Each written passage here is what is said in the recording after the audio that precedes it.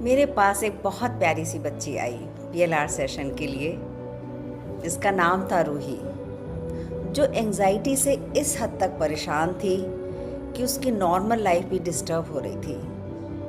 पूरी रात कई बार एंग्शियस रहती थी, रेस्टलेसनेस और बेचैनी फील होती थी। बहुत बार रोने का भी मन करता था।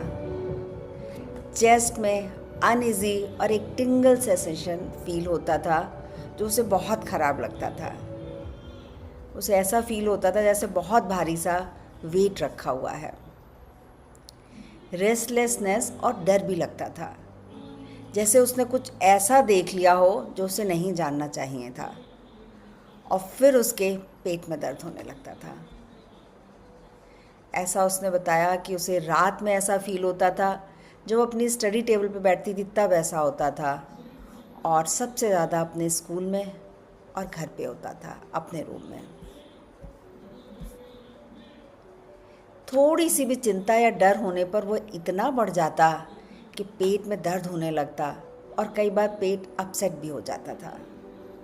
सच में बहुत परेशान थी वो बच्ची, जो ठीक तो होना चाहती थी। उसने किसी और से भी एक थेरेपी सेशन लिया था, जिससे उसे कोई फ़ायदा नहीं हुआ था। मेरे लिए ये चैलेंजिंग केस था, इतने सारे सिम्टम्स वाला, क्योंकि उसे मेडिकेशन से भी कोई फ़ायदा नहीं हो रहा था। 17 साल की बच्ची थी और 3 साल से एक्यूट एंजाइटी से परेशान थी। ऐसा केस पीएलआर के लिए मेरे पास फर्स्ट टाइम आया था। मैं क्यूरियस थी कि कितना सक्सेसफुल हो पाऊंगी इस केस में।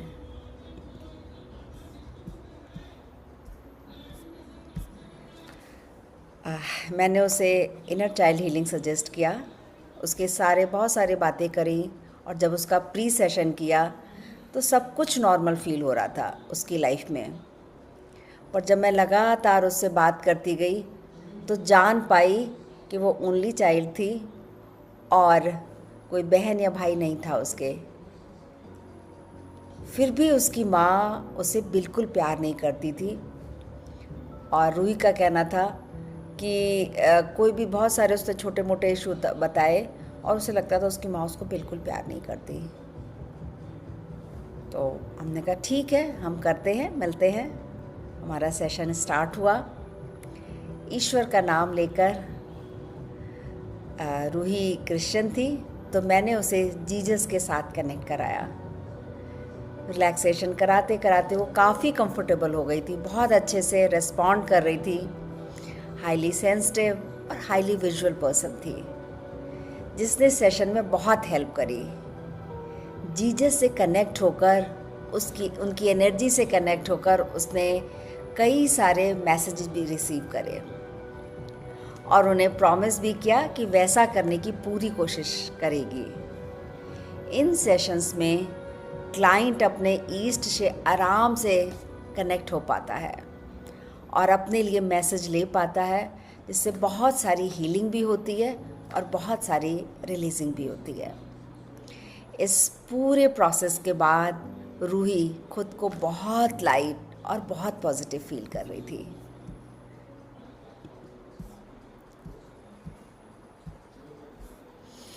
उसने जीसस के साथ बहुत सारी बातें की, उनकी ब्लेसिंग्स भी रिसीव करी, और उनसे उसने 3 टाइम्स प्रेयर करने का प्रॉमिस किया, और अपने लव्ड वंस के साथ टाइम उसे जो है स्पेंड करना था, बातें करनी थी।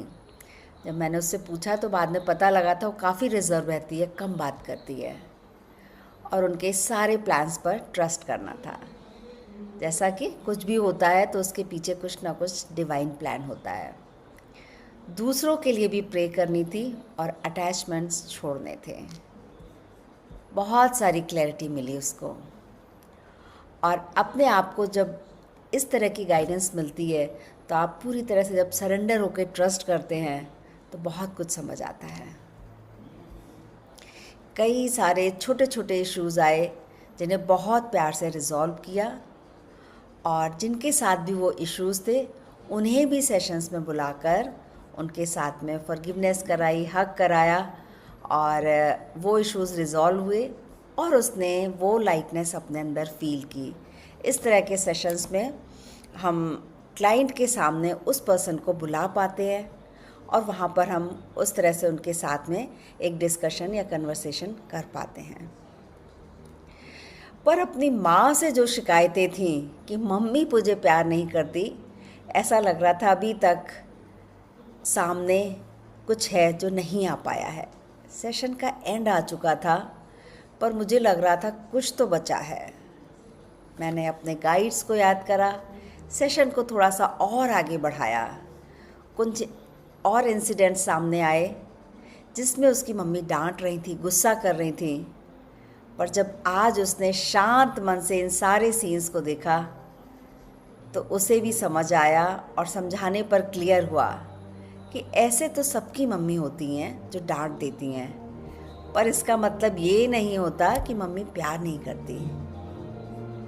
उसके मन से सारा मैल बह चुका था जो उसने अपने मन में अपनी माँ के लिए इकट्ठा कर रखा था।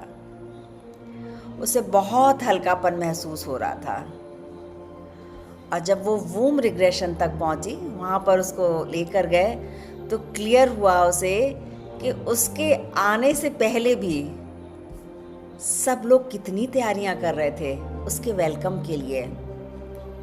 पहले से उसके लिए उसका नाम ढूंढ रहे थे, बहुत उत्साहित थे सब। ये सब देखकर रहा सहा गिला शिकवा भी जाता रहा। उसको महसूस हुआ आज कि सब कितना प्यार करते हैं उसे। आज उसे भी मम्मी के लिए प्यार महसूस हो रहा था। रो रही थी वो और अपने अंदर हल्कापन फील कर रही थी। आज वो बदल चुकी थी,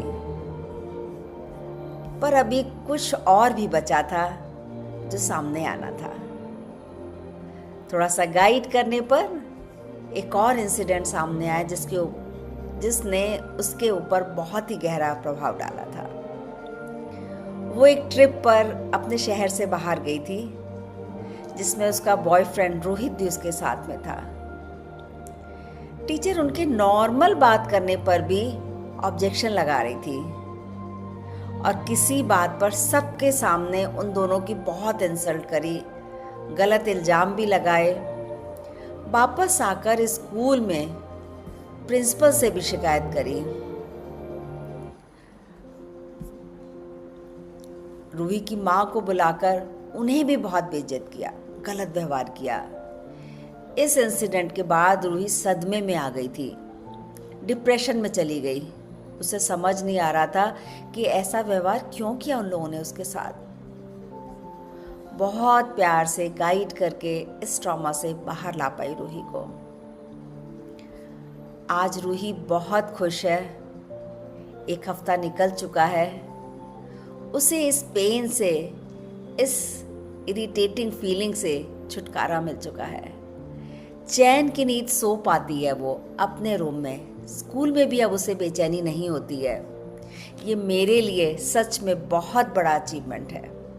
मैं सफल हुई अपनी इस कोशिश में। मैं खुश हूँ कि ईश्वर ने इस बच्ची की लाइफ संवारने का माध्यम मुझे बनाया। Thank you.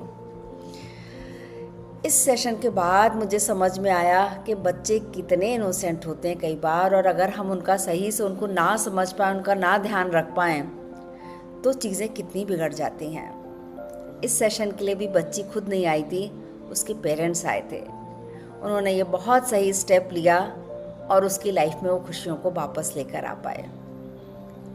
तो अगर आपकी लाइफ में या आपके लव्ड वंस की लाइफ में कोई भी इशू है, तो उसके साथ, उस इशू के साथ ना रहें, खुद को टॉर्चर ना करें। आप भी आ सकते हैं मेरे पास सेशन के लिए। जितनी जल्दी आएंगे उतनी जल्दी आप इस तरह के इश्यूज़ को रिजॉल्व कर पाएंगे, उनसे फ्री हो पाएंगे और एक खुशहाल ज़िंदगी, टेंशन फ्री ज़िंदगी जी पाएंगे। Thank you.